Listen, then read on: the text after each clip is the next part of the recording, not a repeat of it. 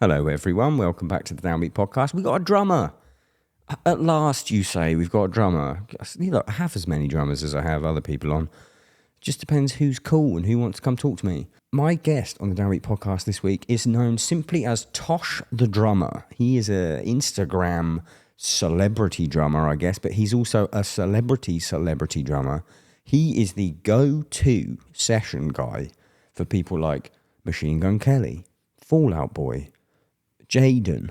Is it Jaden? I don't know how to say it. Bad Bunny. Like, I'm talking, anytime there's a pop artist that has a little bit of edge, they're getting Tosh. Couple of things. One, I didn't know how young he was. I came away from this whole episode equal parts super happy for him and inspired and absolutely enraged that when I was his age, I wasn't doing as well as him. The guy is just, you can see why everyone wants to work with him. He's such a great guy to hang out with, to chat with. I loved it. He took his shirt off to do the interview. That's what I'm going to nip in the bud right now. He took his shirt off. I guess that's his thing. But if you think it's just me talking to a guy with his shirt off, maybe I told him to do it or anything, I didn't. He just did it. I debated sort of doubling down and also doing it, but then it would have looked, I don't know if it would have looked more weird or less weird. Anyway, before we get started, I want you to know we have a Patreon, patreon.com/the Downbeat. On it, you get early access to episodes. You get ad-free versions of the episodes. You can get early access to the merch. You can get early access to anything I release. Basically, it allows me to buy these sweet cameras, to go on trips for the podcast, to pay for a guest's accommodation if they come specifically. Bunch of stuff. It goes straight back into the podcast. I really appreciate it. The lowest tier is £1. If you like the Downbeat, just give me £1, basically. Patreon.com/the Downbeat. We also have delightful, a little flex there. If you're just listening to the audio, then you're not seeing me flex because I'm wearing a lovely jersey from www.thedownbeat.at. So it spells Downbeat. We got jerseys, we got hoodies. By this point, I think we've got new stuff, probably shorts, probably a bunch of cool stuff. It's streetwear designed by a musician for, I guess, everyone, but most of you are musicians or like heavy music. High quality stuff, ships from the UK and the US. Everything is always in stock. There's no pre-orders. I love it. I wear it all the time. I hope you will too. www.thedownbeat.at. So it spells Downbeat. As ever, this episode of The Downbeat is brought to you by Display. Let me set the scene for you, right? You're at home. Your home is relatively big, but not massive. And you are swinging a cat in it. I don't know if you got that phrase in America, but if something's big in the UK, you say, I could swing a cat in here. I don't recommend swinging cats, right? But let's say you swing that cat, you lose your grip, cat goes into the wall, you got low quality walls because you're renting, bang, there's a hole. What are you going to do? You could block it up. How about this? Why don't you go to display.com and use the code DOWNBEAT and get 22% off 1 to 2 displays or 33% off 3 or more displays and get yourself a metal poster that mounts on the wall with a magnet, comes in 3 sizes, so depending on what size cat you threw, you can cover up that hole. It's super easy. Don't put it on the hole, this isn't going to work. You apply the protective leaf to the wall, then the magnet, and then a display of whatever you want over the top. Display has a Downbeat store, bunch of designs. They have movies, they've got officially licensed Marvel stuff, games, they've got everything. As I said, listeners of the Downbeat can get between 22 and 33% off displays by going to display.com/the Downbeat and using the code Downbeat. Make your walls look like a cat hasn't been thrown at them. It's Tosh the drummer on the Downbeat podcast.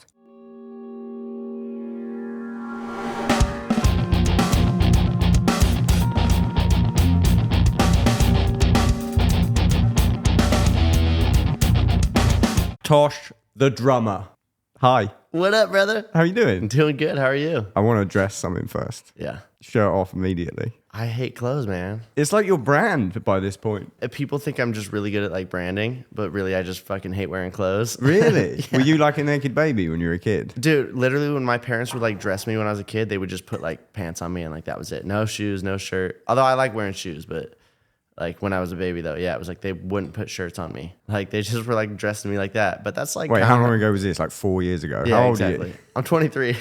23 is insane. Yeah. Well, we might as well start at the start then. When you were a naked baby, when did you start playing the drums? I was probably like 2 years old, I think is when they got me. For my second birthday, they got me a drum set, my parents. My dad's a drummer though, so I was always like hitting his shit, you know, and then, yeah. They got me a drum kit when I was 2, and I just like I wouldn't stop, dude. Like he would like show me how to play a beat, and I would just like play it all day. Like I would literally just go until I fell asleep. What was the kit? Do you remember? Well, all my dad's drums were always Pearl, so I was always just hitting his stuff. And then they got me like a PDP toddler kit or something like that, like one of those specific ones that they make. And then I just like broke it so quickly that I was like, after like a year or 2, I was just back on my dad's drums. And then when I turned 5, they got me a Gretsch like bebop kit. Yeah. And so then that was my kit for a while. I know the ones. Yeah, you know. I was probably old enough to buy one of those with my own money when you had one of those. That's fucking crazy. That's funny. The Catalina fucking bebop thing. Yeah, Catalina Club or whatever. Hell yeah, that was the one. Who'd you play now? I'm on Pearl. You're on Pearl. Yeah. Like daddy. Yep, dude. I fucking love it, man. I always like when I was younger, I always thought I was gonna be on Pearl. Like that was always like I just pictured it because all my dad's drum kits were Pearl. Yeah. When I got older, I was like, fuck yeah, this is the best thing ever. I get to play Pearl drums now. When did you sign with Pearl? This is going to be really drummy, by the way, if you're just watching this. But he's played for loads of cool people, so just fucking calm down. We'll do some drum stuff. We'll get to cool shit in a little bit. We'll get to cool shit. Yeah, I've been on Pearl coming up on 2 years this year. So you were 21. What was your first endorsement, Pearl? No, well, I've been on Zildjian and Vic First since I was like 13, I think, 13 or 14. Holy fucking shit. Who did you play for when you were 13? No, I wasn't playing for anyone at that time. I didn't start touring until I was 16. So I was doing that, and then Aquarian when I was like 15 for drum heads. And then I was on DW for a little bit when I was like 20. Yeah. And so I was there for about like just 1 year, and then I went to Pearl right after that. You went to Pearl over DW? Yeah. I was on. Yeah. That's a move. Dude, I've always just loved Pearl. And DW is amazing, obviously. Like everyone knows their drums are incredible, and like everyone over there is great. But I just loved the Pearl. I've always wanted to be on Pearl, so it kind of worked out. Do you know what that is a testament to, though? Like being around stuff when you're young. Yeah. Because the Pearl is just ingrained in you. Like Totally seeing that stuff. Yeah, just playing all my dad's shit was always just, and all the old videos of him. Like Japanese drums. Japanese drum makers, they're just fucking amazing. Good, they're dude. so good. So good. I want to go so bad. You never been? I've been to Japan, but I've never been to like a drum factory. I want to either like Tama or Pearl or something. Like I would love to just go see it. I really want to go, and they keep every time I go, they're like, "You can come to the factory," and then I look at it, and it's like some crazy train that I can't read the English, and I'm like, "How the fuck am I gonna get there?" Yeah, and I'm kind of just like, "Ooh, woo, will you pick me up?" Yeah, and they're like, "No."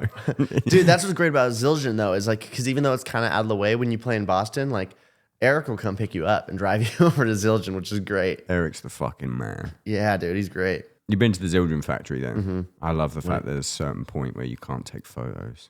Like Dude, that's secret. I like FaceTime my dad, and I was like, "Wait, seriously, I can't." And they're like, "We're sorry, man." Like, fucking awesome. I was like, "All right, that's sick, dude. You feel so fucking special walking in there." Yeah, it's fucking amazing. Like no one else gets to see this. Yeah, let's get back on track. So, you're a kid. It was about 4 days ago. What kind of music did your dad play? Like, what did they listen to? So my dad played drums for the band, the English Beat. Or like the Beat. I don't know. Oh, like the Beat. Yeah, they were like a British band, but is he British? No, he's from the States, but he like joined after they were already popular and I stuff. can see the logo in my head. I don't know the band though. Yeah, it's like ska, like pop. Of course it fucking is. And you got ska vibe written all over you. But it's funny though, because we never listened to that shit growing up. I think because he played it, he didn't want to listen to any of that stuff. So like he like would only like, I mean, he would listen to everything, but his favorite shit was like Dr. Dre, Snoop Dogg, Ice Cube, like NWA, like that's what we always had on growing up. But my mom was super into like 80s rock and stuff. And like on my own, I really got into like Bon Jovi, Oasis, like 80s, 90s is probably like my favorite genre, like style, like eras of music, I guess. Yeah. And so I kind of found all that stuff on my own, and like Nirvana, watching Dave Grohl on drums and stuff, and like getting to see like all that shit was like that's all I wanted to do, And my parents though, like I said, it was like mostly hip hop growing up. The first album I learned how to play drums along to, like the entire album, was Doggy Style by Snoop Dogg. Great fucking album. Fucking great album, dude. Like unbelievable. I'm so happy they put it back on Apple Music last year. Was it gone? It was gone for like 5 years. On Apple Music? Yeah. That's weird. I wonder if it's like a Dre thing. Yeah, I don't know what it was. He owns a bit of Apple Music. Does he? Yeah. Oh, that makes sense. But You never seen the documentary? No. It's like, oh fuck, I can't even remember what it's called. Simon. do your job. The defiant ones, fuck it. Simon, you're fired. You're fired. I got it. I got it from old school. Leave all of this in. I got this from old school internet, aka the brain. It's called the defiant ones. I don't have one like of those. NWA. But then, sick. and like that whole thing, and then it goes into like Dr. Dre and Apple Music and all that shit. Anyway, Sick. it's fucking great. That's great. Unreal documentary. But yeah, so it was off Apple Music for a little while, so I was always pissed off. I would like go onto YouTube to play along to it when I was older, just like for fun. I'd be like, damn, I gotta like G's go and on- Hustlers. Yeah, bro. Gin and but juice. dude, I remember when I like, I was like, Damn. Dad, how do you make that shit sound good? And he's like, you gotta go. The right hand has to hit the snare last, and then go straight to the hi-hat bar. Yeah. But he's like, you have to go like left, right, then right, like that's. He's like, that's how you make it sound good. So I remember like being like, fucking practicing that all day and shit. That's and a fucking groove. Yeah, dude. Whole record rips. So like it was like that, and then I learned like Dr. Feelgood by like Motley Crue, and now you came out like you are. That's actually a perfect combination. Yeah, dude. Take Tommy Lee and you take West Coast hip hop, smash them together. You're from SoCal. Yeah, Orange County. Yeah, Orange County. Fuck it, it's ripping out of you. Dude, I could just tell immediately. I would never ever leave. I love it so much, and I like that's the like in my. I grew up there. I still live in the same house I was fucking raised in. You know, it's like I would never ever want to leave Orange County, dude. I love it so much. I mean, I if I could afford to live there, I probably would live there. But it's like if you want to move to Orange County now, like if you've been there the whole time, then fucking you. But if you're suddenly like, I want to go where the weather is great, and they're like, okay, well let me tell you about that. Here's the money. Got a couple mil laying around. How much? You have played for so many insane artists. a lot of cool ones. I'm very lucky. How did it come about? What was the first like big one that you got, or was it small ones that got to it? Give me the story. So my first tour was like playing for like my family's favorite artist, which was like Nick West at the time. We're all big Prince fans, and she played bass for Prince. And like so when I was 15, her sister messaged me on Instagram and was like, "Hey, my sister's holding auditions for drummers." And I had already like done a video playing along to her music. I just went and auditioned on my 16th birthday, and like 3 weeks later flew to Russia and played my first gig with her. Like we were like all over the place. Like for like a year, I was just flying around Eastern Europe and like countries I'd never heard of. But then I haven't been back to any of those countries since. And it's you like, can't, yeah. And like no one tours a lot of those places. I played in Azerbaijan when I was like 17. And like, that's crazy. I did Russia a bunch, but now you just can't. Yeah, you did can't. Russia, did Ukraine, and now it's like, well, there's a fucking war. Yeah. Can't be going there to play a show. Like, hey, who wants to fucking party? Oh, fuck, no one. Wait, so talk to me about this Instagram back then. What year are we in? Set the scene for me. So that was probably 2016, 2017. Okay, so we're still using filters. We got a bit of lark on. We got a bit of whatever the other one was. So what was your drum video content that led to this? Literally just like, well, it started when I was like 11. I started posting on Instagram because I just was like, I want Thomas Pridgen to watch me play drums so badly. That was it? Yeah, that was the whole reason. I just wanted Thomas Pridgen to see me play drums, like, because he's my favorite drummer of all time. Like, I mean, that he's unbelievable, and that reads because you play a lot like him. Oh, thank you so much. I took lessons with him for 5 years. Oh, sick. Okay, so hang on. At some point, he did watch your videos. Like the first video that I put up, I like. What did you do? Tag him? I just was like, Thomas Pridgen, watch me play drums, and like that was it, dude. How old are you at that point? 11, so it was like 2012 probably. See, that's so cool because it works. If you're 11, that works. Like that. There's that little kid, Caleb drummer. I can't remember the guy that does the Slipknot songs. I say the guy. He's like fucking 8. You know, the man that does the Slipknot songs. Dude, but that shit works. Dude, have you seen that kid Jack Mitt? Fuck, I can't pronounce his last name. It's like Midigla or something. I don't even know, but he like wears like a wife beater every day, and he just rips so hard on drums. He came to a Jaden show once. Sorry, I'm like skipping ahead. No, but it's like, fine. It's a podcast. He came to like a Jaden show once, and he just had a sign that was like, Tosh, like, I want to play your drums. And I was like, we have like tracks and stuff. I didn't notice it until the last song, and I'm like, fuck, he's not gonna play like last song. Jaden was like, I don't know what you can do. Like, there's not really drums on the last song. It just comes in at the very end, like this big solo thing.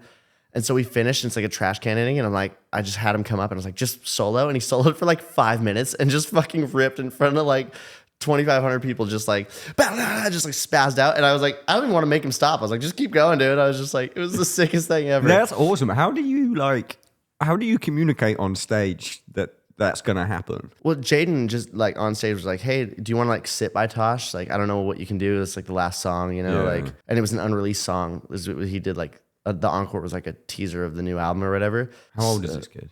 This kid's like, I think he was probably 11. Little you, Yeah, little bit of you there, dude. And I was like, and he was with his dad, and like I couldn't see from the crowd because I'm fucking blind as shit. Even though I have like my vision's fine, I can't see shit when I'm on stage. But like Jaden noticed the sign and was like, "Yeah, you want to come sit by Tosh?" And he like went and sat by me and literally like got up and just ripped like the gnarliest solo for like 5 minutes when I got up. That's awesome. And like I was like, I want to stop him because it's just going on so long. I was like, but I can't because it's just so sick. And he's fucking insane, dude. I'm like, I need to take drum lessons from you, dude. You're 11. You gave him his moment and he took it. Yeah, he's like, I'm not gonna fucking stop playing drums. He's like, I get to feel this. Fuck yeah. Little does he know, there was people there, really important people that were actually watching, going, "Solo was too long. You're out." We won't be calling that kid.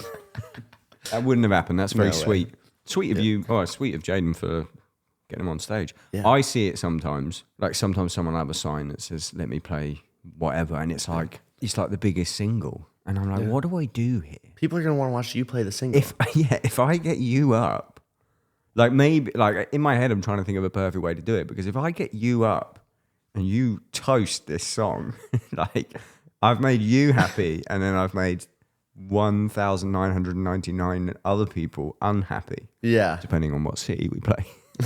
Depending on the crowd. Depending on what city we play. London, that number's correct. Jacksonville, not correct. So I'm always like, what the fuck do I do? Why can't you just say, "Let me play a rubbish song"? You know what? It's so easy. There's Setlist FM. Just go look up the set list. True. And find a song that seems like it'd be like, okay, this seems like a good... But also, like... That's good advice. Dude, that's Pick what I would do. Pick a song that's like just a whatever song, not a single. We're way more likely to get you up. But also, like, no offense, but like I'm not gonna like bring up like a 30-year-old dude to like play a song and let a kid come up and play, you know, like. Yeah. Oh yeah. Also, that's the other thing. If it's a kid, fuck yeah, let's go. But like, yeah, you're 30 years old. Dude. You should have your own band. Yeah. It's like, yeah, at that point, like, why are you trying to be like, let me on stage? Like, come on, man. This is your moment. Yeah. You should be doing your taxes. So That's funny. a self-diss, but I'm on the stage, so fuck it. My mom does my taxes. It's great. You have such a good little life. I love it. So great, dude. Like, okay, let's stay back on track. Okay, so you play. I'm sorry, I forgot. Prince's bassist. Yeah, Nick West. You do the tour with her. How does that then transpire into all these other? I've got a little list of people. So here's the thing though, is like I toured a lot, like through up until 2020. You know, like a lot, but it was like Carly Hansen, Bryce Vine. It was like a lot of like cool tours, but nothing was like super major. The biggest thing I had done was Mario Biondi, who was like, I'm just gonna say Prince's bass player, but that's Nick West. No, yeah. He's an Italian singer, and but how are you getting these? People want to know how you got that. Literally, Mario Biondi, we did a festival and he went to watch Nick West play and he saw me and he was like, "Hey, do you want to do like this special tour I'm doing for Christmas?" Like, there it is. There's the money shot. That's what I needed. Literally, like, yeah, he was just like standing side stage and I walked up and I was like, "Hey, what's up, man? Are you playing tonight?" And he's like, "I'm headlining the festival." And I was like, "Cool, dude." And like, I'm like 16 walking around in my fucking Dickies shorts like, "Hey, what's up, bro?" You know, like, I don't know who you are. Shirt on or off? Always off, dude. I haven't worn a fucking shirt in so long. This tour, because it's like we're in Europe and it gets cold sometimes. And this is the most I've worn a shirt, but like, I don't wear a shirt on stage. Tour, I'm all over the place. I'm sorry. No, this is a podcast. This is great. Literally, Troy's manager before this tour that I'm on right now, like told him like, "Hey," like, because he was like, they had talked about bringing me in out to play drums for him, and she was like, "Hey, yeah, but he's not gonna wear a shirt. Like you can style him however you want, but he's not gonna wear a shirt."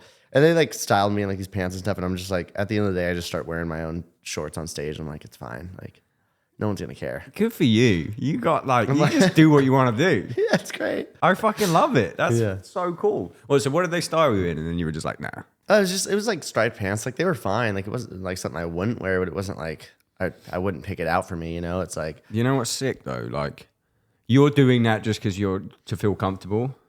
Like, same with a shirt. Yeah. Shoes, shorts. And what you have done is you've created a brand. Like, whether you like it or not, that's just fucking your brand. And that's so sick. That's funny. Because you got a really unique style of playing drums as well. And then it's like, oh, the guy with his shirt off. Okay, I get it. I know the guy. It's like he's like a little mini Travis Barker. Thanks, man. Little mini. Let's get a fucking tattoo on that head. Let me run off the list. This is just from your Instagram bio. And now I need to talk about almost all of these. So this is mostly like Recent. The last since 2020, because like the pandemic hit and so during the pandemic, I played for Ashton Irwin from 5 Seconds of Summer because he did like this like live stream thing. Yeah. And we had like kind of known each other for a while, and he's an amazing drummer. And so I went and did that. And really like that's when people saw I could play like rock music and like really like do cool shit. Cause like that's all I really wanted to play was rock music, you know, but people didn't know I could do that. What were you doing before that? Just shredding? Yeah, well, I was doing so much like pop stuff, like so much like pop and hip hop stuff, which I love to do as well. And I still do a lot of that stuff as well.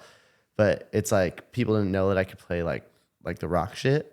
So I did Ashton Irwin, and like literally the first show out of the pandemic was Machine Gun Kelly. And then it went, and so like we can get into all that if you want, but I mean, you can get into it right now while it's on it. cool. So, I feel like Machine Gun Kelly is like a good like first one of the big people to talk about because they really gave me like such a good platform and like a way to like get into like the bigger gigs and stuff. and that came from the 5 Seconds of Summer guy. Well, I feel like that had something to do with it because people saw the videos of me playing like his album was almost like grunge rock kind of, you know, Pearl Jam, Nirvana style stuff, and so people saw me doing that, which was cool. But Machine Gun Kelly's drummer had broken his legs and he got in like this gnarly accident. I've met that guy. What's his name again? Rook. With the hair. Rook. He's got braids. Yeah, Dude, I met him. Fucking Met him in Cleveland. Probably that's where they're from. Is that right? Yeah. Outside the fucking venue. He was a nice guy. Dude, he's awesome, man. He's like my brother. He's an incredible drummer too. Like so fucking good, man. But like basically he had gotten in this accident and called me once again on my birthday. He like called me on my 20th birthday. So weird. Isn't it weird? Like my 16th birthday, I got my first tour, and then my 20th birthday, I got like my like biggest thing, you know? And like that's cool. That's some spiritual shit. yeah, right. I was like sitting. It was like me and like a couple friends like doing like this pandemic birthday, like sitting outside, and he was like, "Hey, so my leg's toasted. Like I can't fucking play drums, and they won't cancel these shows that they have in the next couple weeks. Can you do it?" And so my first show was in front of like 10,000 people like 2 weeks later. Yeah, because I remember I followed you before that, and then all of a sudden you posted a video, and I was like, "Oh my god, he's playing drums for MGK." Like, Yeah, that like changed a lot of shit because I went and it was so sick though, man. It was like such a fun time, man. Like I just was like I already had known all those guys forever, like because I would go because of Rook. And his dad actually is the reason I know Rook. Like he followed me on Instagram when I was like 11, and they would be like, "Come to the show in Anaheim or come to the show wherever in Orange County." Like they would always just be bringing me and my pops out. Like we would always go hang. It was so fun, dude. so Like, that was when it was like hip hop. yeah. It was Yeah. like rap. It was almost like rap metal in a way Yeah. because it was like very like distorted. Like Yeah, the live band made it that. Yeah. Yeah, the albums were rap, but it was like it was which I fucking thought was so badass because I'm like I love like Limp Bizkit and like all that like I'm in straight from the path. Like it's my shit. yeah, dude, it's so good. Give me some flow over some fucking heavy shit. I'm in. Dude, it's great, right? So what did you get? You just got a DM from Machine Gun Kelly or what? Management? No, or? he literally just FaceTimed me. I was like, "Do you want to do these shows?" And I was like, "Yeah." And he's like, "All right, just learn the album." And I was like, Wait, Rook did this? "Yeah." Rook FaceTimed me on my birthday, and he forgot to fucking wish me a happy birthday. Motherfucker. But he did give you what has probably defined your career. Yeah, So literally. We'll let him off. I'll let him slide this time. He called me and just said that, and I was like, "Yeah, sure." And I fucking kicked everyone out. I was like, "All right, everyone's got to go home. I got to start learning this record." And I just learned the whole record like within the next 2 hours, and I was like, "All right." 2 And hours? I fucking Got a just, little fucking plastic child brain. I mean, Just working away. My brain's like, how do we do this? because I like charted it all out, and so I just like sped learning. And I like texted him, I was like, "Okay, I'm done." And he's like, "All right, which one did you learn?" I was like, "I learned the album." He was like, "All right," and I was like, "Is that it?" And he's like, "No, there's gonna be a full set, but like that was a good starting point." But he's like, "I don't know what the set's gonna be because they have so many." Dude, MGK has like fucking 13 records. People don't even realize like he's got big songs on all of them that the fans want to hear. So I didn't know what they were gonna play, and so I just went up to their house where they were all living. This was before Machine Gun Kelly got his own house, so they were all living together in this place in Sherman Oaks. And I went up, and my dad drove me up. Like, well, basically the keyboardist like DM'd me, and he was like, "Hey, so you're gonna play with us? Like, when can you know the album by?" And I was like, "No, I already know it." And he's like, "Do you want to come up today?" This is a few days later. He was like, "Do you want to come up today then?" And I was like, "Yeah." We went and jammed at their house and just like basically played the whole record, and then they told me like what was going on and how it was gonna work, and like other songs to learn, and then they were like, yeah, all right, so in 2 weeks we're playing in Jacksonville, and then they were like, and then the next show is like this, like I think they called it like a party in Cleveland, and I was like, oh cool, and it ended up being the fucking NFL draft for like Nice. everyone, fucking like millions of people watching, and I was like, Jesus Christ, like That's fucking sick. yeah, it was fucking gnarly, but yeah, so I just basically, they gave me the rest of the set to learn. I went home, learned it. Small detail, when I was going up to learn it, Amber Rose was across the street doing a photo shoot on top of a car, which was hilarious. My dad was like, who the fuck is that? Just like in a thong on top of a car. And I was like, dude, that's Amber Rose, because I noticed the head tattoo. I was like, that's insane. What the hell? Like literally across the street from where. Did you hop in for the photo? I should have, right? I'm Right. like loading in my mismatched drum kit to their house. This is before I was on DW at the time. Oh, I So, remember the kit. Yeah. like it was like, so I was playing Love, like that Love aluminum kit, the big Yeah, orange yeah, bass yeah. drum. But then I had like a PDP, like rack tom, and like a mismatch, just like a whole mismatch kit. I remember it. I can see your old videos now in And that room. the best thing is, in my videos, you couldn't really tell because the camera would go above it. I had a fucking giant picture of my face on the bass drum head. So I'm loading into their house, and they're like, what the fuck is this guy doing? You're It's like Steve-O, but drums. I was, yeah. That's the Steve-O equivalent of drums. All right, before we go further, there's a few things that I want to take away from your Machine Gun Kelly thing. Okay. Because I think it's a good learning thing for everyone. Because you're just going on about it like, yeah, this happened. It was cool, bro. Gnarly. Right, but... Shaka, bro. Okay, so there's a few things. I'm a massive advocate of learning how to chart and how to read. Yeah. Okay, so... The only fucking reason, realistically, you nailed that show is that you just told me that you charted those songs out in 2 hours. Like, and I've had times like that where you get the call. If you want to do this, if you want to be the guy that people call, I'm not that guy anymore. But like, you need to have your writing chops down. Even just like fucking how many bars, this is a stab, all of that stuff. But Dude. it means you can just do it. Dude, and totally, like, I have like the worst memory when it comes to anything other than learning songs, but I think that's why I'm like good at it, because like you have to have your own method, like, because like it's not gonna work the same for everyone. It really isn't. It's like everyone has to have their own way. And like when I was like 10 or 11 years old, I was playing drums for like musical theater in my like local community theater with a guy from my church and stuff. Like, and so I learned how to read because of that. And so I know how to read music. And even though I'm not necessarily like charting everything out, like at least knowing how to read makes it like you can put notes that make sense. Give me an example of like you have to write a chart for a song really quickly. Like, how are you doing it? Dude, I'll listen through the song and I'll like keep stopping, and I'll be like, so it'll be like, say it's like a song that starts with drums or something. So it'll be like drum intro, and I'll like literally write like triple kick beat or something, like for like a do. Yep, I'm exactly the same. I got like Grohl beat, which is my Nirvana beat, and then I got like Queens of the Stone Age beat with that, and I know that means that that's snare kick, snare kick. Yeah, you got to do what works for you. Exactly. You have to have something that makes sense, and so like I'll do like the hitty beat. So that's my Queens. That's the Queens of the Stone Age beat for me. I write Queens of the Stone Age. Yep, that's sick. So it's like you have to have something that just like makes sense for you. And then you just write like how many bars that is, or are you actually putting bars on the page? Sometimes, dude. So I do it all in my notes app on my phone, and I just like, because like I don't always have access to like paper and shit, So I just like which we're gonna jump ahead to, but like I've learned sets for people like on tour, and like sitting in my bunk, just like doing that with my headphones on, just like, which is like not ideal, but like I can do it because it's like it works, And sometimes I'll put the measures, but sometimes I'll be like 3 times or whatever, and like you can tell what a time is, And like, then I'll do like, say I'm writing that as well. We're sort of cutting, but you guys need to fucking learn. Fucking pay I'll attention. do like 3 times, and then I'll write a little bracket last time, and then like maybe the last time is pushed or whatever. The last time end on snare or whatever. And it's something. It's weird. My dad didn't play drums. Okay. My dad taught me how to write fucking notes. No way. So like, as in like, he just has a really meticulous way of like. Me and him built a studio together. My first studio, we built it together like from the ground up. So did me and my dad. And sick. It's a bonding thing. Dude, we built a fucking drum room in my garage. It's literally exactly the same thing. So but like he would like write meticulous notes, and there's something that I learned later on. Having done the note yourself is so beneficial for learning, because there's something that happens in the moment when you have to perform, like for music, when you have to perform that bit, that section, your brain goes back to where you were when you wrote the note. So your memory is increased. It's crazy. And like having your own names for certain beats and stuff like that is just so good for like a quickly learning something, quickly pulling it off. Dude, the problem though that I've had is now people knowing that I know how to do that. And so like the fucking night before rehearsal, they'll be like, all right, here's like 20 other songs that we might do. I hate that. And I'm like, are you fucking kidding me? Like, but they're like, well, I mean, we saw that video on you doing, like, especially since the Drumeo video. Why did you? It's learn 25 songs in a day because I did that for Fall Out Boy. And like, so they made you do that? So that was like my episode on Drumeo was like, learn 25 songs a day. Dude, since then, every fucking gig I've done, they've been like, we also might do these other 20 songs. Have these ready. And I'm like, yeah, but you know what you do?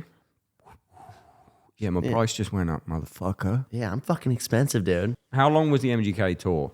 How long did you do before Rook's leg It was only a few shows, but it was like spread out for a long time because they were only doing one-offs. But Rook couldn't play drums for a couple more months, so it was like over the span of like 3 or 4 months. But it was only a few shows. It was like maybe I don't even remember, to be honest, like 5 or 6 shows. But it was like, but because of the first one, then I got a call from my friend who was like, hey, you want to do Young Thug? We're doing Tiny Desk concert. And I was like, fuck yeah, I want to do Young Thug. Also, keep in mind, like, this is like something I want to point out, which a lot of people say this is stupid. I didn't, like, at the time, I was not asking about money. Yeah. And I was like, literally like, yes. And I fucking made more money than I had ever made because it's just like, people just assumed that that's what I would get, and like they would just be like, yeah, here's what the rate is, and it's like, oh my god, that's more than I've ever made. Well, that's so good though that they're not taking advantage of that from you, because many people fucking do, especially in like smaller stuff. People are just like, even actually I've been asked to fill in for some bands, and I'm like, well, how much money have you got? And then they go, oh, we can pay you this, and I'm like, my brother, I can sit at home and I can make one t-shirt and do one podcast. Yeah, I'm not learning your whole set for that, dude. Relax. Oh, I've been offered, I won't say names, but like a big ass fucking band asked me to play drums for them for like 6 months for a tenth of what I charged, like less than I made when I was 16 years old. Like, I mean, but I'll be honest with you, you have most people my age's dream job. Like you're getting the highest paid gigs with the biggest Thank thing, you. And you don't have to worry about a band or any of that shit. Like, it's going to come, though, like you said earlier, off the record, because we had a secret chat. You're going to come to a point where you want to do a band, but you're going to have to really think hard about it because you're going to lose money. Yeah, well, I have a band right now, Damage, that we're all working really fucking hard on the shit, but it is so hard to get a band off the ground, even just to play shows, dude. Yeah.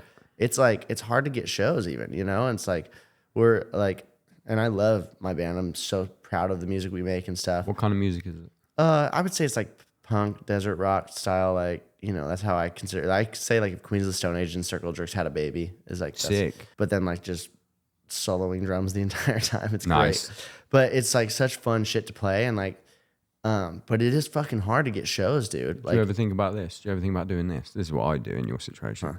You get your next show, you get your next offer, and it's like rock adjacent. Yeah. And then you go, this is my rate, or this is my rate, and you bring my band on tour. That's a fucking great idea. That's what I do. I should just do that. Because you save so much money. They don't give a fuck either. The people in the crowd don't give a fuck. I've seen so many huge bands. No offense to whoever it was. Like I had Nickelback on the podcast recently, and then we went to Nickelback. The band that was on, I'd never even heard of them in my life. Like, it's probably a similar situation. Like, can we come on tour? I should do that the next like rock summit tour I do. That's a great idea. Because let's be honest, you're still going to get paid. Yeah. You cut that number in half, you're still getting paid. Yeah, totally. You just be like, and do me a favor, I'm trying to get this band off the ground. They probably could just go, yeah, especially if it's someone like that really wants you. Because realistically, without fucking sucking you off, who else are they going to get? Thanks, but who else are they going to get? Because you're young as well. Thanks, man. But I mean, like, you got time. I appreciate that. I don't know what to say. Right, in 10 years, you will be 4 years younger than I am right now. In 10 years, you have like. Provided you don't get into drugs. Reynolds. Yeah, what if I become like a meth addict in a year? Yeah, that's the issue. I've never even smoked weed. Really? Really? I'm SoCal, no weed. Yeah, I'm fucking... You had a margarita at 10 a.m. Yeah, but that's a margarita. It's great. True. That's medicine. That's different. No, I'm terrified of drugs, dude. I'm like so Good for you. scared. And my dad was like a gnarly drug addict, but so I think maybe that has something to do with it. But he's like totally like not a drug addict anymore, obviously. But he, but like I'm too scared to even try to see what fucking weed is like. I advise you to continue down that path because you've obviously got your head screwed on. Yeah. And I wasted so much time doing drugs. I wasted so much fucking time. Yeah. And then now I like barely drink. I'll drink if I'm on tour, but like at home I don't because it borrows time off the next day. Yeah. Because I'm like, if I get fucked up tonight, then I'm not going to the gym tomorrow morning. So I'll go to the gym tomorrow afternoon. So then I'll go to the drum studio. No, there'll be traffic. I'll just go to the studio the next day. Yeah. And it just kills a day. Totally. Yeah. Like I don't drink at home at all. Either is like I only drink if I'm on if I'm on tour or if like I'm like out. But like to be honest, if I'm not on tour, it's like for the most part I'm not out. I'm just at home playing drums, you know. How often do you play the drums when you're at home? Probably like 10, 12 hours a day. And then, oh my God. And like, I thought you were about to say week. 10, 12 hours a day. Yeah. I sit there all fucking day and just play drums. And like what? Like don't give me 10 hours worth, but like. So I have a warm up routine that I do at home that takes about an hour or two. And then I need it. Dude, I need it. Oh my God. I could go into this. Yeah, come in. Join me. It starts out for like 20 minutes, just like singles between the hands and feet, just like left, right, left, right, left, right. And so I think about it as if like 4 drums. So even if I have a different setup, because I change my setup a lot, but like I just think of it as 4 drums. So it'll be like snare, rack, floor, kick, but I'll be like snare, rack, floor, rack, and I'll do like 8 on each drum, 7, 6, 5, 4, 3, 2, 1, 2, 3, 4, 5, 6, 7, 8. And wait, I need this specific. So you're going what? Right hand? Well, it'll be right left foot? hand. So left hand. Left hand. It's always the right foot and the hi hat's just keeping time. Okay. On the downbeats, and I got a click going. It's at I do it at 160 BPM. Yeah. And so and like it's alternating singles. and just kind of going around the kit like that. And so it'll be like 8 on each drum, and then I just go down to 1 and back up to 8, and then I do the same thing again with the hi hat on the upbeats, and then And wait, the 16th note upbeat or the 8th note upbeat? 8th note. Yeah. And then I'll do it left foot without the hi hat going. Okay. And so I do it, but just one time with the left foot. 8 down to 1 back up to 8. This is the first bit of you that has dipped into the spectrum. Dude, until this point, I was like, how is this guy so fucking cool? And then you tell me this, and I'm like, oh. Yeah, I'm tismed out, there bro. it is. It's we all are. We I got all the are. tiz riz up in this motherfucker. Anyone that's successful on an instrument, it lives in you, my friend. Dude, the best part is my mom's like, doctors would tell her, she'd be like, nah, he's not. He's fine. She didn't do anything about it. She was like, yeah, he's fine. Put him on his drums. He's fine. He shuts up. Yeah, he'll have a freak out later because he's got, oh my God, wait a minute. I go, this is the first thing that you've done. And you immediately opened up with, I can't wear t-shirts. Like, fuck. It's immediate. Dude, I can't. I have so much. I'm like picky about how I'm like touched. Oh, like, yeah. Okay. like, You're in. Weird. Let's go to the casino. I can't, dude. I can't fucking eat. And dude, when you're at my house, my dad and I are exactly the same. If you came over to our house for dinner, you'd be like, what the fuck is happening? We have music playing so goddamn loud. It's just like Slipknot, just like to where if you want to talk to each other, you're screaming over music because we can't hear each other eat. Otherwise, we'll go insane. Like if I hear someone eating, I'll lose my mind. You went from this guy's not on the spectrum to like this might be the most spectrum down motherfucker here. My drum tech Georgia is here. She doesn't shout out Georgia, best drum tech ever. She doesn't even realize that when I'm at catering, dude, she thinks I'm like just like really talkative. I'm specifically talking so loud the entire time so that way I don't hear people eating. It's so fun. Have you ever watched me eat?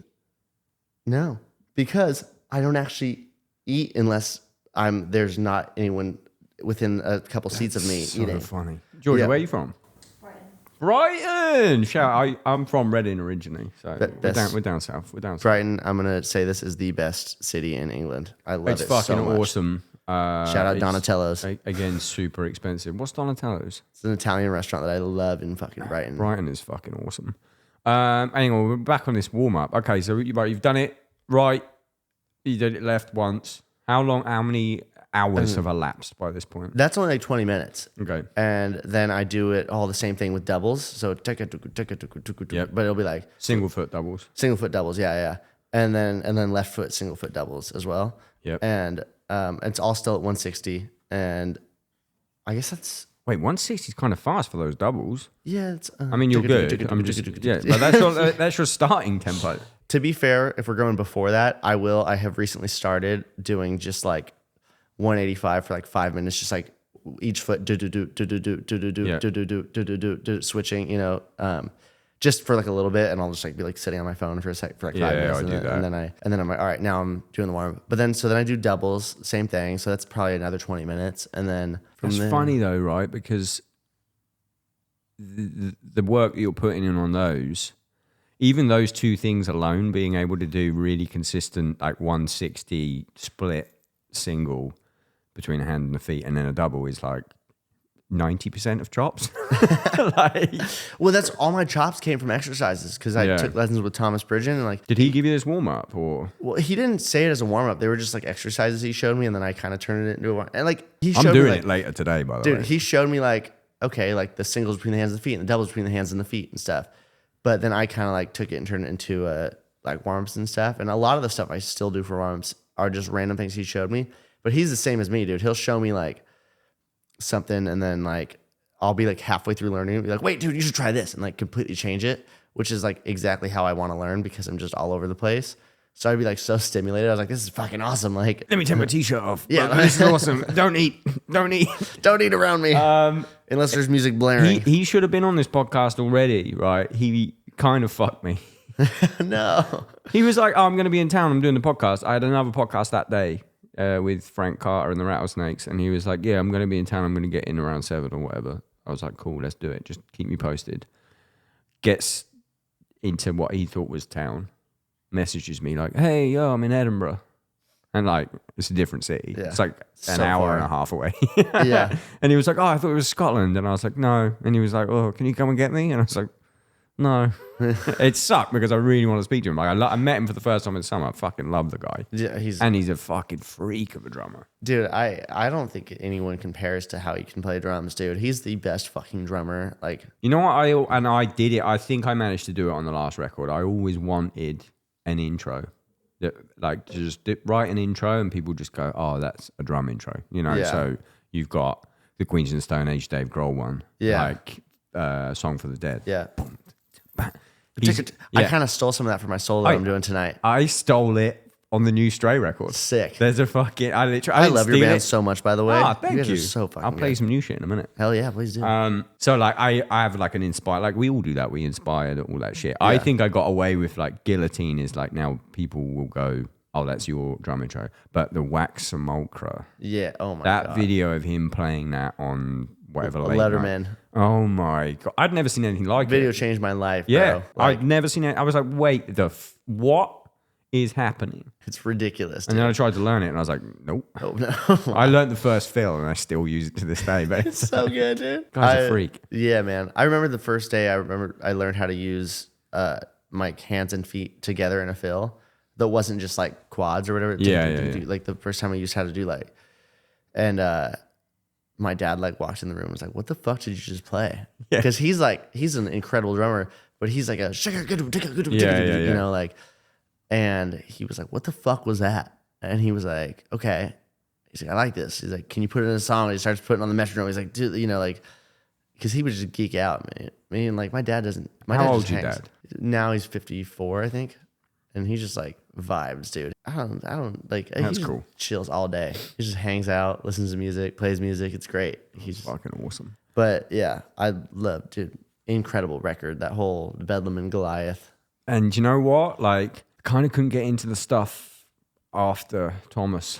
He like carried it for me. Like, it was great, but like, to be fair, I was listening to it for him. So like, Yeah. I like the first record with John Theodore. Yeah, that. And then I love the Thomas Bridgen stuff. And then I was like, I didn't listen much after, to be honest. Yeah. I love the Mars Volta, but yeah, I'm just like, no drumming can compare to that shit. that'd be a good gig for you.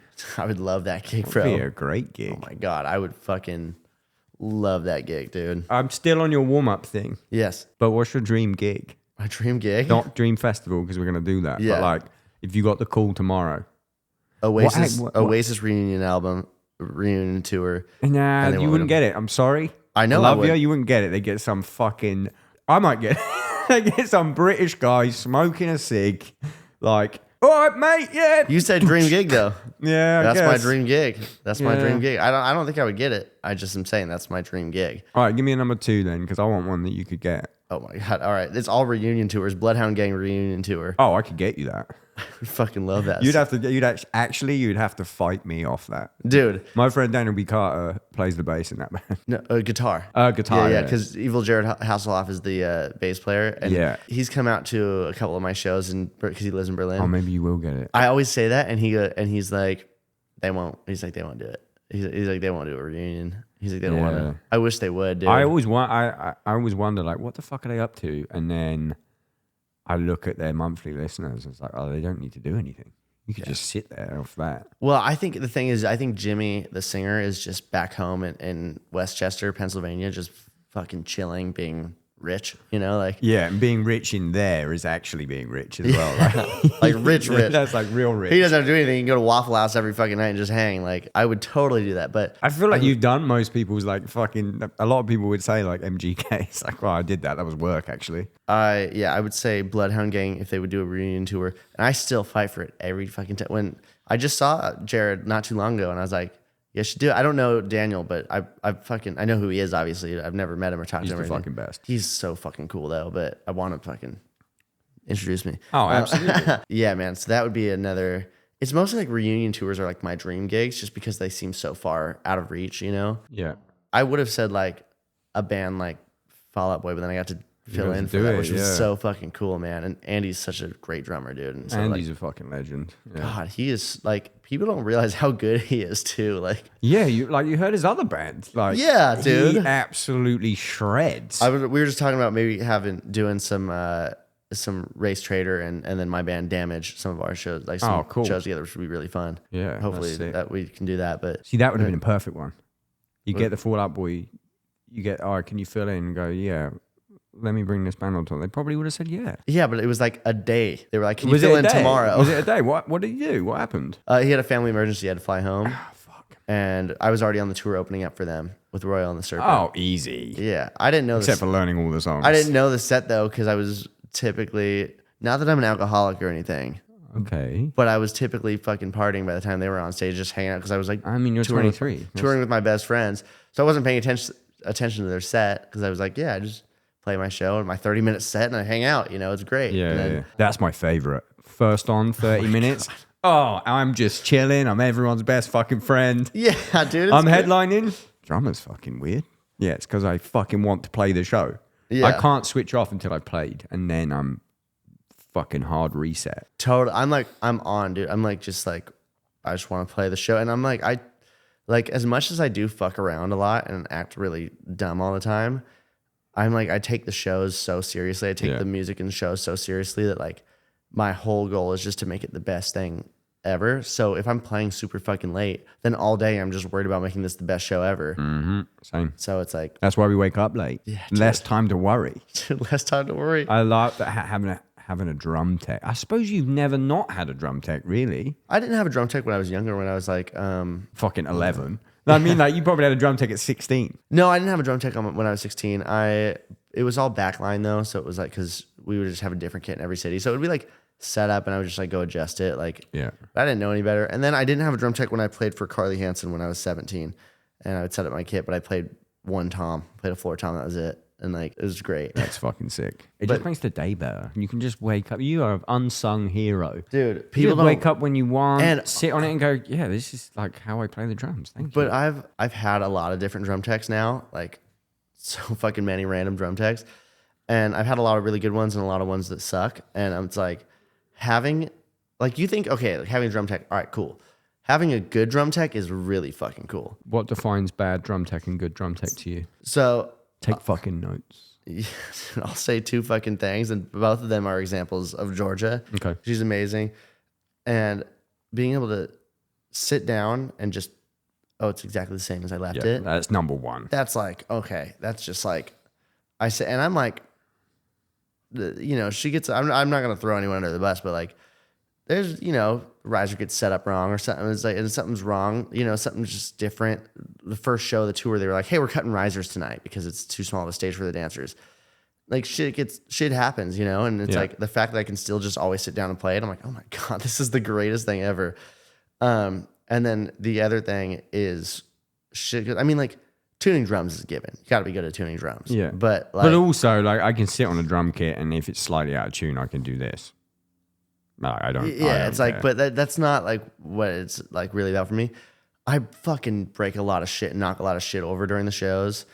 And like, cause I'm like fucking like, there's slobber and fucking shit going everywhere. And I'm like kicking, like on accident, kicking shit over. Like, and so like having a drum tech like Georgia, who's just ready to fucking go, like something falls instantly up there. Yeah. Also, I need reassurance. So during the show, I like look over, I'm like, does it sound okay? Like that's a reassurance is a big one. Dude, it's a big one. But just all those things together, like in my opinion, make a great drum tech. And I've had a lot of drum techs who are like, okay, yeah, they're good. And a lot of drum techs who are like massive drum techs who have teched for like a lot of big people. And it's like, they're great, but they also fucking think they know so much more than me. And they're like, so just like, which is fine. Because they probably do when it comes to stuff. But I do hate it. And to be fair, no, it wasn't. Because I used to be a drum tech. But like, and I was about to say, I think I was probably like this. Yeah, drum tech for architects. Sick. For like and that's actually how I got into Stray, was met them drum teching for architects. Sick. I hate it when a drum tech is like you said, like, oh, they know more than you. And like, oh, you should really be doing this. And I just feel like going, are you playing the show? Yeah. Are you playing the show, motherfucker? But actually, at the same time, I get so used to having a drum tech that after a tour, if I have to set my own drums up, I'm literally just like, what do I do? You see, here's the most spoiled thing in the world. If I fucking break a drum head or need to change a drum head, I just go, hey, Dad, can you come out to the garage and fucking change my snare head? That's so spoiled. Why are you doing that? I can't fucking tune a drum for shit. Really? Dude, I literally, you'd be like, oh, okay, you can figure it out. No, I literally have tried, and it's like, that's crazy. Wow. Like, and I'm like, and everyone's like, oh, you just gotta do this. I don't fucking know what it is. Oh, I'm really good at tuning drums. I'm not, dude. I just can't. You just play them. Yeah, you spent. Wait, we're still on your fucking warm up. We haven't moved. I just want to do like I want the whole day. Like, let's assume you don't have something coming up. Like, okay. So you do the warm up, and then there's a lot of other shit that's really hard to explain. Like a lot of I do like these things called California sevens, which are like 7 and 4 at the same time. A lot of independent stuff. I'll do like every day. Yeah, this is the warm up. So still in the warm up. What's a California 7? California 7 is a Brooks Wackerman thing, and it's going like, okay, say it's the right hand. It's to be like right kick, right kick, right kick, kick, right kick, right kick, right kick, 7. kick, and then 1, 2, 3, 4, 1, 2, 3. But I guess it'd be like 1, 2, 3, 4, because it'd be like it's like, wait, so the snare is actually on 2 and 4. Yeah, snares on just 2 and 4. So you get a polyrhythm on the other side. Yeah, exactly. So my left side would be doing all like 4, so like 1, 2, 3, 4, tapping the hi-hat and 4, and then my right hand and my kick are doing the 7, and then I'll switch and do left hand and kick and still, but but there's just a lot of stuff like that, and that just like warms up the brain as well as the body. Because it's just like, otherwise you wouldn't do it every day. Yeah, I do that every day because it's that tism. I have to do this every day. Literally. That's actually OCD. Have to do this every day, or else everyone will die. Yeah, exactly. That's exactly what will happen if I don't do it. Yeah, and so I just like do all like these like weird like independence things because I'm like, I want to make sure it's like, I'll take it, like I want to make sure. I think a big part of it is too because I often have a lot of music to learn, like doing all the playing for a lot of different people. So I'll like, it gives me like, okay, even if I have to learn all these fucking songs today, I have to do these things, which are practicing hard shit. Yeah, I have practiced. And it's like, I think in a way it's that. I've never actually said that until just now, but I think like, I can fully relate to that in the last 24 hours. So I went to the studio yesterday because I'm learning this new Stray song. Cool. Long story short, there's a section. So we write it. Everyone who listens to the podcast will be fucking bored of this. We write the whole record first to program drums that I program. Okay. And then we track everything except the drums, and then I'll do the drums at the end. Oh, sick. Which is completely backwards, but it means like we can do the vocals, and if like I've put a splash or something over where a vocal line is, you know, it's much easier to take it out of the program drums, and then when I track it, just not do it. Whereas if I've tracked to the fucking record, you can't really get rid of that without fucking shit up. You know, I've actually heard of someone doing that before, and it's Jared Easterling with when he was in Fit for a King. They used to do that, which is like where they record drums last. Yeah, they probably recorded with Will Putney, like whatever record it was, because that's where I got it from, him doing that. But yesterday, I've learned the record is, I've learned it. I've got it all up to speed. I'm ready to fucking go. I'll fly next month. There was a jazz section that I was pushing real fucking hard for. I was like, let's just stick a jazz section in the song. And we wrote it, and it's like literal. I used to do jazz. I did jazz in college. I did like a semester of just jazz. So I got the chops. So I was like, let's just do this like 16 bars of big band jazz and we like dumped it in a song, and then afterwards everyone was like, I don't want to do that. Like, oh, it's going to suck. And then now, so I didn't learn it. Yeah. I programmed it, and it's like, you know, it's swing. The swing time continues the whole thing, but there's like weird groups of 3 or groups of 4 in triplets. So it's like over the bar line stuff. And I was like, oh, we're not going to use it anyway. I won't learn it. I had a band called the other day. We're using it. So I had to go to the studio yesterday to learn it. But I didn't do any other practice. And I came home and I was in a bad mood. I felt like I hadn't done anything. Like I know I did something. I learned something. Yeah. But I don't, it's like a weird, I need the achievement or to know that I'm keeping my chops up or something. Yeah.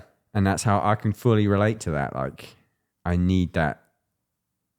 I don't know. I need to have honed my craft as well as learning other stuff. Fully, dude. Yeah. I think that's like a big part of like why I do the warm-ups is just because it's like, all right, now it's like I've done a lot of really hard shit. Now like everything, it's like, because honestly, like I don't play a lot of like music that's like harder than any of the warm-ups that I do. Like just being honest, like I play a lot of pop and rock stuff that's just pretty straightforward. But like I like being able to do really hard shit, you know, like but yeah, okay, so anyway, we finished the warm-ups, and then if I don't have something coming up, I'll either just keep practicing really hard shit or playing a lot of music, and I like to do a balance of that all day. Like, I love playing a lot of music. I'm like, that's why I play drums, is to play music. It's great, you know? But I think my favorite thing in the world, though, is coming up with new exercises and, like, weird, hard shit. So, like, I'll just sit down and start. Like, I do it before sound check. I take a little bit of time to myself on the kit and, like, just to bug the shit out of all the sound people and everyone in the room. It's great. Surprising you get so many gigs doing that. Yeah, right? No one's talked about that yet. Yeah. He is fucking annoying. Yeah. No, they do all think I'm annoying, but it's great. No, I sit and I'll like practice some shit. And like, for me, it's like, I really just want to come up with hard stuff to play. Like, that's all I love doing that stuff. And like doing different time signatures on each limb, being like, all right, well, what if I did this? What's a cool pattern in like 6 I could do with my hi-hat? And then do like something in 5 and 7, and then like, all right, well now I'll just do 4 on the bass drum or something, and just start like trying to come up with stuff like that. And it's really fun doing independent stuff because it gets the brain working, you know? It's like, and then when you've practiced hard stuff, for me as well, like when I've practiced stuff that's really, really hard, easy stuff is so easy. It's like so much fun because it's like my brain is going like, we just played 7 against 4. Like this is fucking a boom, a boom, boom. Yeah, totally. So much fun. But you get I don't know, I guess it's a dopamine thing. You get the like, I have done something challenging today. Yeah. So like it's almost like, I've had my dinner, now it's dessert. Yeah, exactly. It's great. But then like I will like literally turn on like a Bloodhound Gang album and be like, I should just play this album right now. That sounds like so much fun. I also like how we talked about like the festivals, how I literally do that for fun. Yeah. I will also like make set lists of bands that I like and be like, this would be a way better set list than what they're doing right now. And like, you just love music. I fucking love it. I literally go to bed listening to music every night. I wake up and there's music going all the time. I was just like, it's not even drum music sometimes. Like I'll listen to like everything that, you know, it's just like, I just like music, man. Like I just want to fucking always have music going, and I listen to it and I get fucking psyched on it. I'll be like, dude, this song fucking rules, you know? And like, I just love music. I fucking love to hear that because sometimes I fucking hate the stuff. There's something funny on here on Google actually. Are you getting sleep token allegations? Because Me? no, Tosh. Tosh. 'Cause if Dude. you put Tosh the drummer in, it's like, who does Tosh drum for? Who's the drummer for Jaden? Who's the drummer for Sleep Token? People keep fucking messaging me like this like random dude that I've met once in Colorado. Like he FaceTimed me and I like was in Brazil. Why are you answering that? Why am I answering the Why are FaceTime? you answering a FaceTime to someone you've met once? I don't fucking know. I feel bad. A real life FaceTime he has your number, or this is a fucking Instagram video call? No, I have it set to where you can't video call me Yeah, on good. Instagram. Thank fuck for that. I hate that shit. A voice note off someone I don't know. I'm sorry. I'm not gonna fucking open a voice note from someone to do now. Like That is a form of assault. Yes. Stop it. dude. Well, I don't fucking know. I was in Brazil laying in my bed, like, Right. oh, hello. And he's like, oh, shit. So it's not you. And I was like, what? And he's like, look, I'm at Sleep Token. I thought I was going to see if you didn't answer, it would be you. And I was like, no, it's not me. Like, It'd be about 3 foot taller, and there'd be way more shredding in there. The guy's a shredder, though. I had it for a while. Why did I have it? It used to be I was the first one that popped up. I'm just like, I don't, like, I haven't played any gigs like that. Yeah. Like, I love that type of shit. And I do play a lot of it at home. But I'm like, I've never even also, like, maybe it's because of this, but I've never even like talked about Sleep Token on my Instagram or anything. Like, so I don't know, but it's not like a big thing, but I definitely have had like a lot of people hitting me up, and I'm like, I feel like I would be like the last person they would think of. Back on the Instagram thing, I noticed there's been a shift in your content now that you play live loads. Yeah. Is that like a conscious thing? Like there's less Tosh the drummer in his drum room. I'm just homeless, I think, is all. That I'm just like, I do that when I'm at home, but also like, I'll be at home practicing for a few days, and I'm like, I'm not gonna just like, if something sounds cool, I'm like, oh yeah, I'll put it up and film a video. I don't ever like think about like, oh, I should make a video and post it. Because you used to just do camera audio. I mean, I'm fairly sure most. I still do. Yeah, and I honestly think that's part of the reason why you blew up so much, because people are getting like, I know I'm the guy with the 4K cameras and the fucking, There's 7 cameras in this room. and there's a Grammy nominated mixer on my fucking drum videos, but that's because I'm overcompensating. But like a camera audio video of someone ripping, it's just so sick. Like that's my favorite shit to see. Hell like yeah. for other drummers, I think we do love just like a camera audio, because then you can tell like, oh, this guy's good. I just didn't know how to edit shit together, dude. I was just like, and then I did that for a while where I would like edit it together with like, because I built up my studio and I wanted people to see that I could record in my drum room and stuff, and like, and I do record a lot in there, but then I just was like, the guy who mixed it for me is like incredible, but I was just like, it takes more time. Yeah, that's have the to do bit that. I And, hate. like, if I put up a video, it's literally me pressing record, playing something, and going, yeah, it sounds cool, and I post it right then, dude. Yeah. I don't like, there's no, even like after the shows, like I posted at 2 a.m. last night. Like I don't give a shit, you know? It's like, yeah, I hate all the like, oh, wait for this time. But that's why my shit, everything that's on my Instagram came from a live stream. So that audio's baked in. Yeah. So because I hate that bit, because I'd rather just play, I do the whole live stream, it's like 3 hours, and then Yeah. I go back and I watch through every single fucking minute of it, and I go, oh, that bit was cool, I'll take it out. Yeah. But like, when I used to chase that content train of like, oh, let me do another take, let me do this, and then send it to a mixer, it's like, I've spent so much less time playing the drums because I've been stopping, I've been going back, I've been doing all this shit. So it sounds good, so fucking 4 people can like it. Yeah. I'd much rather, if I didn't have the setup I had now, I'd just have camera audio. Yeah. It's just so, I just use my phone, dude. I just set it, even at the shows, I have like a fucking taped together phone mount that I set like, I mean, the camera Behind me like and stuff. iPhone audio is sick now. yeah, it's great. I need to get a new phone though. Mine's fucking beat to shit. Yeah, I think you're good for the money. Off that bit was off the record, but that bit can stay. Good for you. Thanks, man. Are you part of a union? Have you got a musicians union, or are you just? They have one in LA. I'm not a part of it. No, they have one, but I think it's mostly for like TV stuff. Yeah. And like every I time think I had to sign up for one to do the NBC thing. I was gonna say, if you ever have to do like a TV performance, like you sign up for the day or whatever. AFM or whatever it is. And I like, think yeah, it's something like that. But I'm not like a part of it to like go to. they kind of fucked me Really? for a union. I mean, I'm a member of the musicians union in the UK, which is sick, and I've used them a bunch of times. Like, if something's come up legally, and I don't have the money for a lawyer, they'll do it for you. Oh, but sick. like the Seth Meyers one, so you get paid for the show. Have you done it? No, I haven't. So you get paid for the show, and then you get paid for the writing of the music and the you get the residuals for it being on Peacock or whatever, so they come through in checks. But like, the AFM places are always super late to tell me that they have a check, and then by the time it gets here, the check's bounced.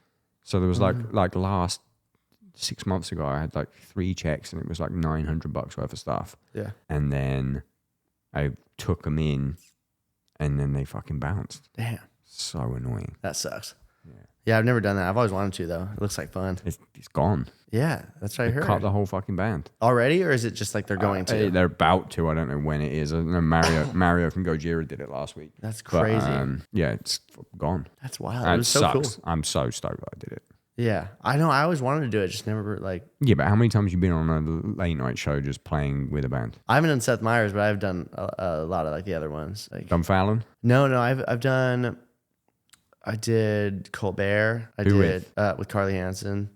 I did actually most of them were with Carly Hansen. Because then we also did James Corden. I've done a couple morning shows. I did Kelly and Ryan with Bryce Vine.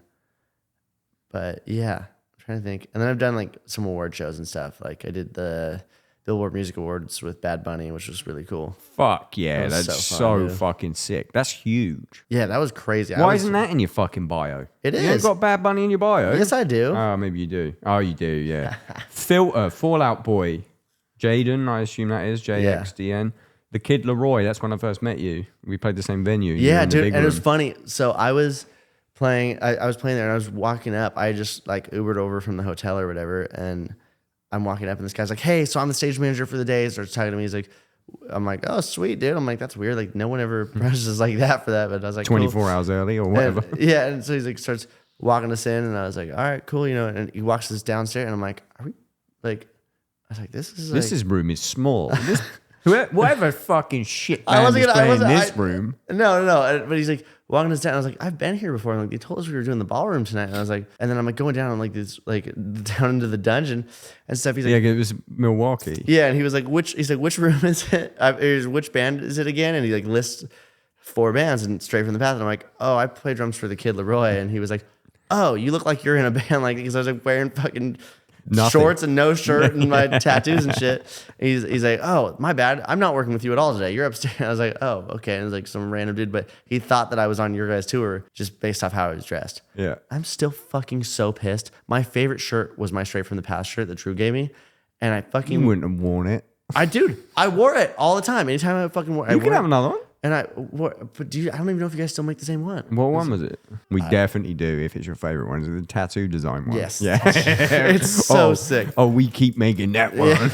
Dude, so fucking, that's my favorite one. I left it I'll at my send you guitarist's one. house. Easy. And then I went back to find it. He's like, dude, I wouldn't know where it is. He's and we never I found I got you on that. Let me Thanks, go man. through the rest of this bio. R&TS. What's it. Oh, R&TS? Royal and the Serpent. I don't know what that is. She's great. She's amazing. Troye Sivan, MGK, Young Thug, Bad Bunny, Young Kook, Lil Nas X. Yeah. When did you do Lil Nas X? 2021 as well. Height of his fucking, like when he popped. Yeah, we did the live BBC Live Lounge. It's super cool, man. You are, do you ever just sit and just go, fuck, this is cool? Like you're doing it. I You know how much I fucking kill for wish. every single one of those fucking shows? You know what? I fucking wish that it felt like that. Every day I'm like, why the fuck am I not in the biggest band in the world? It's like crazy. join- do I you want like- to swap? Can, You wanna can we do a little for swap? tour? Can we swap for a tour? I will fucking do it. I still am like, why am I not like? I mean, this is gonna sound so fucking arrogant, but I so badly am like, why am I not in like Foo Fighters or something like that? Yeah, like I want to join a band like that so fucking bad. You'd have been great in Foo Fighters. I'd be sick. Well, they're I old. someone- They need old got people. and they have Josh, which is fucking great. But like Josh Freese he's is- fucking is- Josh Freese, dude. Like Josh Who Freese else would they get? Is like, when I was your age, fuck me. I'm going to fucking do it.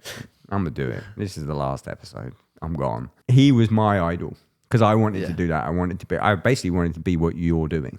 And now I'm sick. doing what you want to be doing, which has much less money. Because I love all music as well. And it was like, I mean, he did Sting, but then he did A Perfect Circle. But then he did Fucking The great. Vandals. You- and like, dude, you want to hear a fucking career highlight of mine, which is like not like compared to like the shows I've done, like it's not like it's just in my head. This is the coolest thing ever.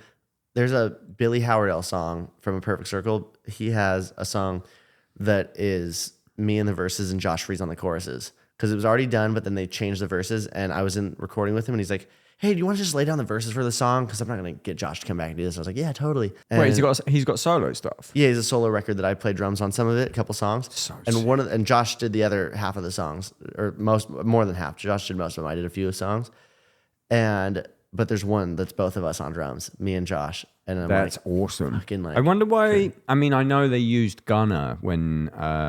Do you know Gunner? Gunnar Olsen. Yeah, he's so good. Such dude. a fucking sweet dude. So he filled in for Josh when he had to go to do Foo Fighters. Yeah. But I guess they were on the same tour. Yeah, it was because it was Pussifer and Yeah, you could have got that little call. Oh, I wish, bro. That'd have been a good one. I love A Perfect Circle, man. Yeah, That'd be- same. So good. I would fucking. I know all that. I play along with that shit all the time. I dude. feel like I go back to A Perfect Circle more than I go back to Tool, which is crazy because I love Tool as well. But I agree. I love Tool as well, but yeah, I like the Perfect the Circle first stuff. two A Perfect Circle records, the drumming's fucking so good. There's and also the more like production. 4-minute songs. There's, Yes. You know, it's like, it's easier to like digest and go and play along too.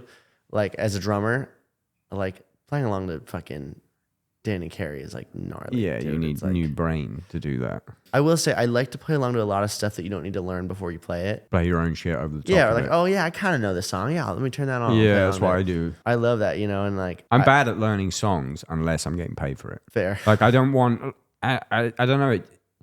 It's not in me to sit and learn a song. Yeah. Like I'll learn the part. Like I'll learn the part from a Tool song that I really like. I'll learn the part from a Dillinger song. But Yeah. in my head, I don't know why. I'm just like I'm not going to learn the whole song. I'm going to end up playing with them unless someone goes, "Do you want us to play?" And I'm like, "Oh, I'll learn it note for note." Dude, I keep waiting for the day that I get a call for a band that I already know all their songs. Because there's so many bands that I could play. Who would it be? There's so many. Like I'm saying, like Bon Jovi, like obviously Oasis, but we already talked Yeah, about that. yeah. I could do A Perfect Circle. Like Maybe you'll get that one. that would be sick. But there's just like I can't even think off the top of my head. There's literally so many bands though that I could play hours and hours worth of their music, and I'm like, wouldn't that be so rad to get a call for a band that you already know the whole set list? Yeah, when is it? Tomorrow? Yeah, I'm good.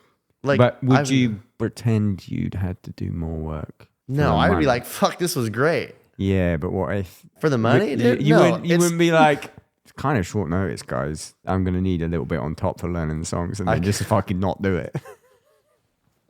I I have should to. be your fucking manager. Yeah, right.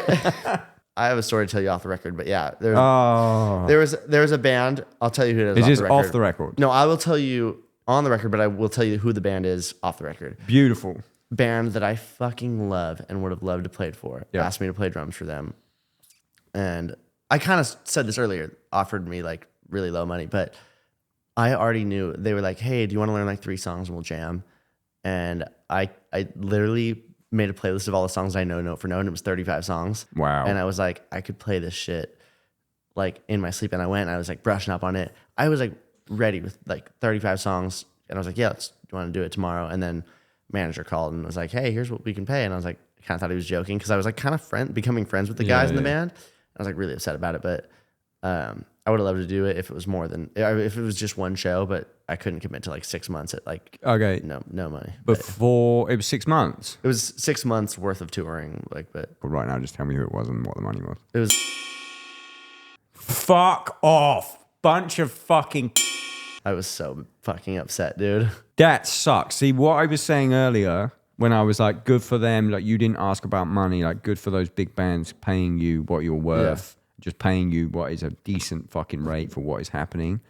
That's why I was so surprised because that happens all the fucking time. You're fucking sick, bro. I'm so stoked for you. I'm Thank you, man. genuinely so stoked Thank for you. you. It's fucking awesome. Thanks, dude. No one else is doing it either. My whole dream has always been to own a house. And now I'm like, let's fucking do it. I want to fucking do it. I'm like ready. What, if you own a house at 23 from music, I know you want to be in a band and all this shit, but you are like, you're living most drummers of every age's dream. Thanks, man. Like, it's crazy. Thank you. Yeah, I've always wanted to own a house. And so I'm like, I mean, I had no reason to move out. Like I have such a killer situation with my family, and like we're all so. My dad is my best friend. Like we do everything together, and like, and I've just saved all my money. I have no rent to pay. You know, and my fucking parents cook for me when I'm at home, and then on tour I don't spend any money because it's just like, Yeah. you know, I mean, there's catering. It's like great. I mean, catering on big bands is fucking awesome as well. Yeah, it's great. We have like this tour that we're on right now. We have a really good catering company, and they have great food and stuff. And Hell yeah. yeah, man. What happened after? It's just before we do the Dream Festival. On the record, they got to go back soon, so we're going to have to escalate matters, but we're not going to rush it. So after MGK, what was the next big call you got? Did that just snowball from there? Yeah, it literally went like MGK, and then actually I think Bad Bunny was first, and then Young Thug, but both like my buddy Natural is Bad Bunny's music director, and he's like, hey, we're doing like this performance. He's like, and we think you'd be great. Like, do you want to come do it? And that was the Billboard Music Awards. And then by that point, you were just a guy. 2 weeks later, it was like Young Thug. Do you want to do Tiny Desk with Young Thug and then be his drummer? I was like, fuck yeah, man. Like, that's great. Give me something that you can't do. Next time you can't get something, just give it to me. Next time you're double booked, you'd be like, I know the guy. Literally, I just had Elias Mullen fill in for me with Jaden, which is like fucking... I was so stoked it worked out because he's a fucking banger drummer, dude. He's so good. It just blew up from there. Yeah, and then it went that, and then I met Jaden because Rook was coming back to Machine Gun Kelly, and they were like, man, we should be doing the tour, you know, and they're like, you should just play drums for that Jaden guy. And I was like, I don't know, maybe. And I met him, and then we became best friends, and like started playing with him. Then I did a little Nas X, right? It was like kind of all in the same time, because it was a lot of like, okay, do you want to do like this performance with this person? Yeah. Or like, it wasn't like, do you want to go like join this? So when you do that, you just got to learn one song. Well, no, I mean like Bad Bunny was one song, but like Lil Nas X, we did like Live Lounge, which was like 6 or something songs, and like You just learn that. Sorry, a lot of songs. Sorry, while I'm on that, so you learn all 6, and then what? How many rehearsal days? Lil Nas X, I think was like 5 or something like that. So you come in prepared. It's super fucking easy. Yeah, I always show up like I want to play that shit note for note. I'm ready, you know? Yeah. Basically, I just try to learn it note for note, and then depending on how they are, if they're like, yeah, go off, do whatever you want. Yeah, of course they are. That's why they're hiring you. It's do the thing with the shirt off. They're shredding. Do the thing. What are you doing? Why are you playing the drum parts the right way? No, we want you to overplay. Dude, it's so funny because everyone's always like, well, you just like to, you know, like overplay and stuff. I'm like, I literally, if I don't, I'll have Jaden be like, play more, dude. Hit harder. Go fucking. And that's why they're booking you. And they didn't want to fucking. Same with Laroi, dude. I was going off, like overplaying the fuck out of those like trap songs and stuff. It was so much fun. It's fucking awesome. But yeah, so then it's like, then Jaden became pretty full time. I did that like really full time. And then when I got a little break, I went and played for Laroi for like about a year, and then Jaden and stuff. Like just, it's been like pretty just nonstop now, like a lot more full-time tours and stuff rather than just one-offs, which has been great. And then still doing all the one-offs and cool stuff, getting to do like Royal and the Serpent is amazing, dude. She's like, I'll talk more about her later in the Dream Festival. But yeah, okay, we can go straight on to that right now. For the record, I've been telling people they can either have Two Truths and a Lie or the Dream Festival. Tosh has picked Dream Festival. I would like to put very on the record, I'm a horrible liar. And I was like, he's going to be like, you're laughing or something. Okay. Like, I'm That's so fine. bad at it. And you were stoked on the Dream Festival. The only criteria that I'm going to have is that you are playing in one of these bands. Oh, shit. Which I didn't tell you, but I wanted that as a little thing. So it can be someone you've already worked with, but that's going to, you know, it's not your Dream Festival as like, oh, I'm going to a festival. It's like your Dream Festival to play also. Okay, I had neither of those things in mind. In my mind, I was the rich guy throwing the festival. Oh, you can do that, but you putting your own band on. Like, it's fine. Yeah. Okay, so let's just get that bit out of the way. Which artist are you going to play for? I guess if I have to be playing, then I would put my own band Damage on it. Okay, good. That's fine. We'll go from the start. Yeah, my own band Damage would be on it for sure. That's fine. Okay, where in the world are we? Orange County, California. On the beach. This is why I fucking stopped doing this, because everyone goes either Australia or where I'm from.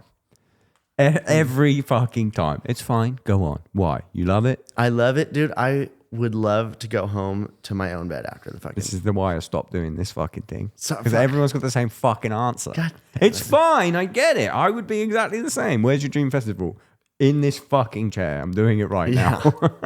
Dude, I just love where I'm fucking from. And honestly, I went to, not that I'm just gonna like copy his festival, but like Eddie Vedder's festival, Ohana Festival is like on the beach, and I'm like, what? There's not a better festival. Like I No, went. this is good. Yeah. So it's going to be on the beach. Yeah, it's gonna be on the beach in Orange County. Nice. So I don't know which beach, but A beach in A Orange beach in County. Orange County. Okay, and your accommodation is your own home. I mean, yeah, but I was. What I wrote down for this for accommodation was if I'm the rich guy throwing it, I'm putting everyone up at the fucking Four Seasons. Okay, Like, yeah. I want everyone to be stoked and That's be like, fine. "This is fucking great." Do you like a little? I mean, they put you up in good accommodation on these tours, or is it? Are you always on a bus, or Yeah, yeah. It's like pretty. It's like pretty good. It just depends on the tour. Some tours are nicer than others. Some like. It just depends on the artist standards. do you get bus and hotel, or do you get either? Usually both. On this one, it's either. Yeah. It's on this one, I I'm mean- doing bus, and then on off nights. Well, so it just depends, I guess, because like Jaden, we're on the bus, and if we have an off night, we're in a hotel. Yeah, I've done like Kid Laroi, we had a hotel every night, no matter what. as Like, well as the bus. Yeah. Even if we were sleeping on the bus, we'd go just get picked up and go. You don't want to join a band, bro. You have it too good. Dude, but there's been times where I've been playing for people where you do have a hotel every night, and I just stay at the venue because I'm like, well, now I have to just sit in this runner for 20 minutes and go, and I'm like, I can just shower at the venue and hang out with the people that I want to hang out with. Nice. You know, so he's it's like- got the youth with him. He doesn't need that fucking sleep. Yeah, maybe one day I'll be like, I need to fucking go back to the hotel. Like, Okay, what's catering? I have a tattoo for Wahoo's Tacos, which is I saw this on a video, yeah. So obviously I'm getting Wahoo's to cater it. and that what's that like a? It's so funny enough. I'm allergic to fish and shellfish. Okay. But it's a fish taco restaurant. But they have other things that are so good. Like they're chicken How enchiladas. allergic are you? Like I keep an EpiPen with me because my throat closes and stuff. So you trust this place enough? Well, that's why I love it. Is because I do trust it a lot. Even though it's called Wahoo's Fish Taco, it's like that's not what anyone. No one's going there just to get fish tacos. Yeah, Like, but like cross contamination, you'd have to use the EpiPen. yeah. But they're very good about it, and like they're That is very, trust. That's why it's on your body. Yeah. You ever been I to trust it. Nando's in the UK? Yeah, I had it last night for post show food. Where is it? It's the other side. God, that's so hardcore. See? That's so hardcore. We've dude. both got fast food tattoos. We're such pieces of shit. Oh, I love it. No, I'm all about it. Dude, they're fucking. I've been on this outer reef burrito, and it just has everything in it. Just like put I'm everything on the so fucking menu. hungry, and you're talking about this. I fucking haven't love a eaten yet burrito. today. I'm so hungry. All I do is eat burritos. I eat burritos every single night. So good, dude. I make my own. I have it every night. It's a fucking definitely a tism thing. Like, Dude. same meal every day. I'm taking you to Wahoo's when you're in California. I next. fucking can't wait. Wait, what counts as Orange County? What's the venue I would play? Observatory, maybe. Observatory, Chain Reaction. Oh, fuck yeah. I'm there all the time. I live 5 minutes from Chain Reaction. I can walk to Chain Reaction. So I normally go to Albert Tacos. That's in fucking. Oh, okay. You know the one? I don't know You Albert don't even have Tacos. it. It's fucking great. There's so many taco places, like good places. Okay, and then what's the drinks? Drinks, dude. Tito's and cranberry all fucking. Is that day. you know what you got your period? Yeah, dude. I'm a sorority girl. I don't give a fuck, dude. It's so Tito's good. and cranberry. Interesting. That's my writer in every city. This dude, like, It's come- good. It's good for you. It Good for your depends. body. Yeah, no UTIs over Yeah, here, fuck dude. yeah. I don't give a fuck if it's like a girly drink. I Like, just meant because it's good for if you've got a period. I was Is actually it? I was quoting The Departed. Oh. He orders a cranberry juice, and someone in the bar turns around and goes, "Wait, you got your period?" And then he smashes the glass into his face. That's all I hardcore. was doing. Dude, I wasn't fucking. It's no, but it really is my favorite drink. Like with some bands, I like will like have like a whole rider and shit. But like most of the time, if there's catering, all I want is I'm like put Tito's and cranberry on my rider, and like that's it. And then if I'm Nice. feeling spicy, I'll do a fucking Tito's Powerade. But like that's it. Oh yeah, a bit of energy. What color? There's, anything blue or yellow, I think are my two favorites. That's, Blue Powerade and vodka slaps. that's the Limp Bizkit drink, dude. That's the like on the side of the stage when so. Oh really? They make that for anyone standing on the side of the stage. That Cadaver, the guitar tech, he's just like he doesn't have anything to fucking. He doesn't have to worry about Westbourne. He's got himself, like Yeah. So he's just like making people cocktails, and it's just blue Powerade and Grey Goose. It's great. Oh, I'm jealous that I'm not on a tour right now because I fucking love drinking on tour. We should drink My tonight. favorite shit. I'm in. Fuck yeah, man. Fuck yeah, let's go. Right, okay. Who's headlining? Dream Festival. Okay, so you said 3 headliners: Mm-hmm. Friday, Saturday, Sunday. Oasis reunion first night. Nice. Second night, Bon Jovi. Wow. Favorite band since I was fucking 2 years old. Huge festival, this. Dude, insane. Tosh Fest or Fuck Fest or something. I don't fucking know. Tosh Fuck Fest. Tosh's Fuck Fest. SoCal edition. Okay. And then Sunday night's Bloodhound Gang reunion with me. Actually, with me on drums. I'll do that. Hell yeah. Yeah. That's fucking sick. Dude. Bloodhound, I actually went back through Bloodhound Gang recently. Like, one Fierce Beer Coaster got some absolute bangers on it. Dude, so Hooray many for Boobies. So Hooray many for bangers. Boobies is like the third album that I learned. Like it was like Snoop Dogg, Motley Crue, and then Hooray for Boobies. Hell yeah. So good. So those are like the headliners. Yeah, you I give me a love smaller band. smaller band. So that was so fucking hard for me because there's a lot. But I got Ocean Sleeper from Australia, one of some of the greatest guys in the fucking world, and I love their music so much.